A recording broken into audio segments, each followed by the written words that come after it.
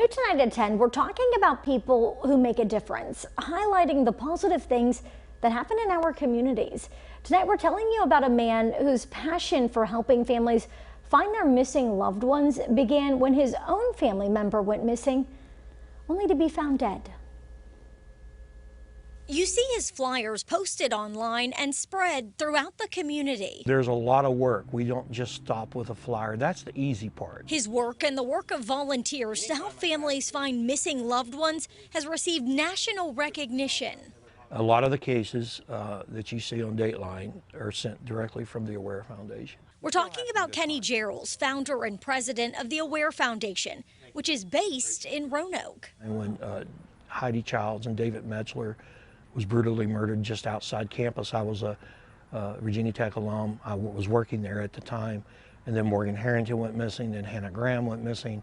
So I said, you know, it's time that somebody did something. Kenny started creating his widely recognized flyers back in 2009 before launching his nonprofit 7 years later. It now operates in numerous states with volunteers spread across the country. One thing that I think is somewhat different too from our, and I'd like to think that, from our organization is we don't just stop when the case is resolved.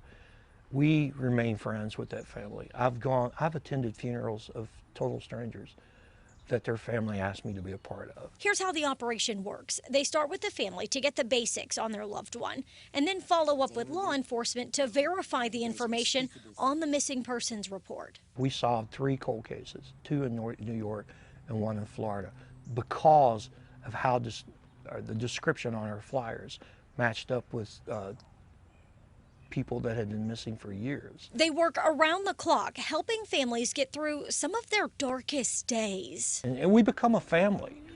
It's not like once we start, you have to remember, we're working from them from the very beginning to the very end. And sometimes it's months, sometimes it's been years. Now, if you know of someone making a difference in your community, we want to hear about them. Email us at news@wfxrtv.com.